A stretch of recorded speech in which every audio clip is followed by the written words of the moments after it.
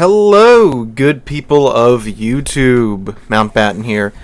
And today, some very good news if you are a fan of the US Fattleship line. That is the split from the Colorado on up through the Vermont. They're getting quite the bit of retooling and quite the bit of buffs as well. They are, it seems, almost essentially retooling this line. And, well, let's just hear it in Wargaming's own words. This is from a DevBlog that was released today, Thursday of recording. So, if you want to read this DevBlog, which I highly encourage you to do so, link to it is in the description down below. They also have some changes coming to submarines as well.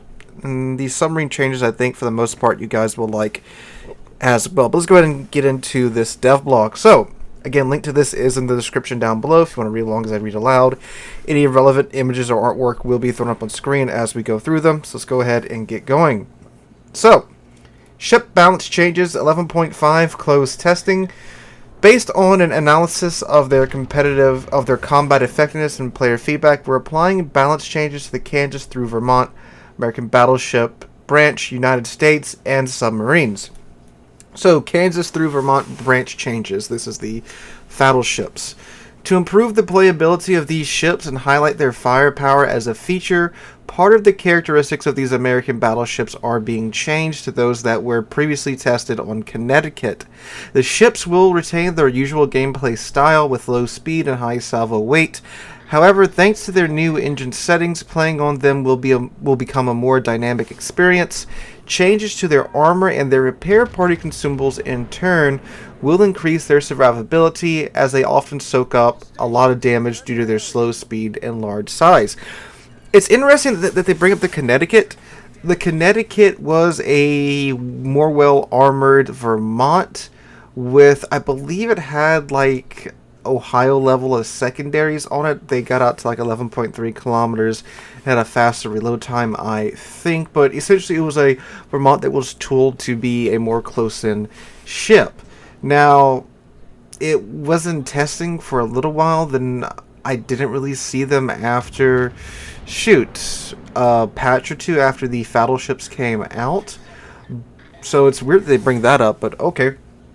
So let's start with Kansas. Reload time of the repair party consumable reduced from 80 to 40 seconds. The engine parameters have been changed. The acceleration for both forward and reverse movement has been significantly improved.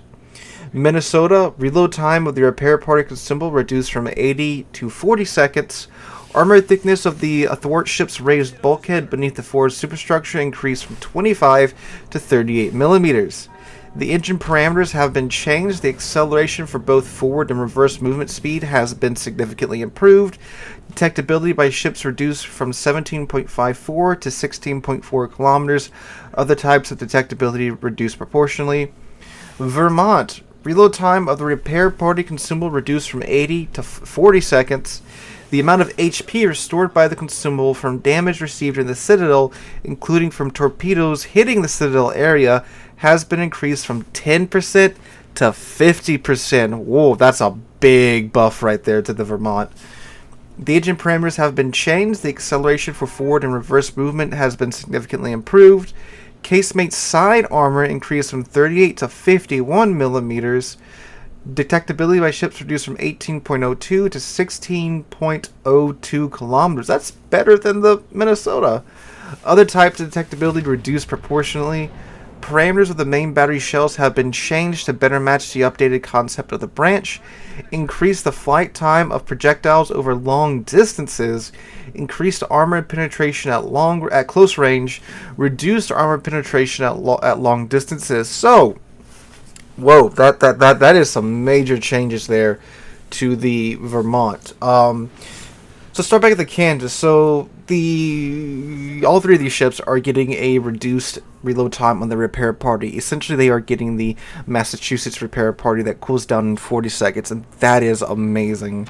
That allows the Massachusetts, which is in the same class as the Alabama, just with better long-range secondaries that reload faster and a lower sigma on her main battery guns. to go from being a good medium range ship as the Alabama to an excellent close in ship, because 40 seconds isn't really that long in game in terms of consumable cooldown time.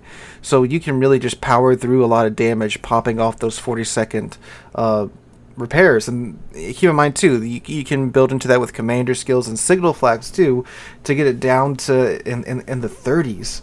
So yeah, that's a big buff right there, just to all three of them right there. And then them decreasing the acceleration time for both forward and backward movement is also a welcome change. And then from the Minnesota to the Vermont, they're increasing the armor beneath the superstructure, it seems like. Some of the internal armor bits, making them a little bit more tanky to damage, because these ships are very chunky right now. Anytime I'm in like Yamato or Shikishima or anything with big guns, anything with 457mm guns, or any battleship in general, and you see one of these ships, you just look at it and you go, well, yeah, that's free damage. These ships are massive. I mean, Vermont is ridiculously big. It's ridiculous how large these ships are in game. And not talking about their length, but like look at the amount of superstructure like Minnesota and Vermont has. It's insane. So yeah, they're very chunky ships, so they're trying to cut back on that here by increasing some of those internal areas armor. And then the detectability range being reduced, that's good for allowing the ships to get into those close range engagements, being spotted at a much closer distance than before, although it's about a 1.5 kilometer change on the Minnesota and a whole 2 kilometer change on the Vermont, though. That's pretty nice. So yeah, but then we get to the Vermont. You know, the Kansas and Minnesota, it's good changes, you know, it's buffs, and sure, it can make them better at performing well at close ranges, but then you get to the Vermont, and they really retool the Vermont to the point of them changing the main battery shells. So they're making it even harder to land shots at long range. I'll keep in mind, too, the Vermont does have 12 457mm guns, but they're painfully slow. They still are the American AP shells. They travel at 732 meters a second. And American battleships are terrible at long range. They really are, because of that right there. They use super heavy AP shells. Heavier shell has a very slow muzzle velocity time. Most of the good long range snipers in this game at high tier, their shells are moving like 800, 810, 820, 830 meters a second plus, because the shells travel faster through the air. They get to their target quicker. It gives the target less time to respond. Like in the footage you're watching right here, I'm not sure exactly where you're starting at, but I was trying to hit a Mecklenburg at like 19 kilometers. The guy had plenty of time to respond to my shells, because the shells take forever to get there. So the fact that they're increasing the flight time even more is ridiculous, in my opinion, because it's already not that great at doing it in the first hand. The only way you're really hitting something at long range in the Vermont is if they're not paying attention, or if they're sitting still like it's an aircraft carrier who they haven't realized they've been spotted yet, and they haven't started to move their CV, because anybody else halfway paying attention can easily dodge Vermont salvos at long range. Now if they don't dodge it at long range, it's going to hurt like hell, because it is 12 18-inch shells slamming into your ship. But the fact that they're making that an even longer flight time at long range, that's okay, wargaming. Okay, just make it less great at that. And I'm assuming they're going to do this by increasing the air drag, they say, because they say it's increasing the flight time at long range, not at close to medium range. So you up the air drag ratio, whatever you want to call it, to where it slows down at long range. Okay. Increased armor penetration at close range. Okay, again, if you want to make the ship a close-in battleship, sure. Then reduced armor penetration at long range again. So you're kind of taking away the ability for someone to even use the Vermont as a long-range battleship. And I guess, if you are trying to retool the line to be better at close range, you can have a battleship that's decent at long range and also decent at close range. You can only be good at one or the other, and you can't have both. So, yeah. I think they're good changes, especially with the Kansas and the Minnesota. The Vermont, though, the thing is, if you're going to make it a close-in battleship, it's kind of like, do it all or don't do it. Because sure, these buffs and these changes to the main battery guns are going to make it better at close range, but the thing still only goes 23 knots with the speed flag, It's a slow ship.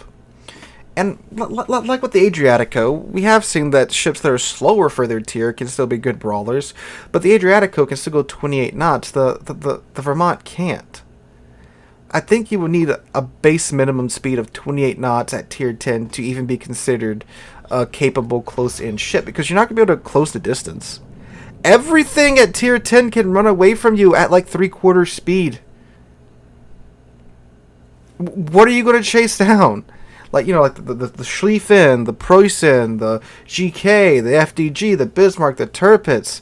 All these ships have great top speeds. They can chase down their targets, and they can close the distance before the target has time to disengage. The Vermont can't do that, nor can the Minnesota or the Kansas. So I think they're great changes to the survivability of the Kansas and Minnesota.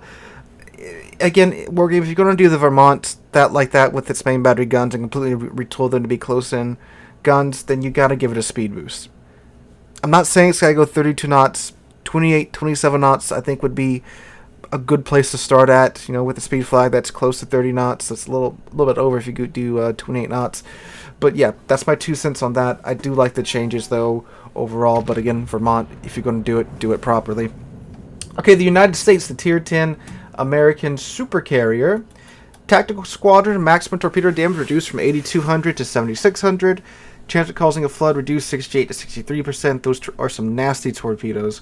We came across those on Tuesday's night stream. That was a fun time.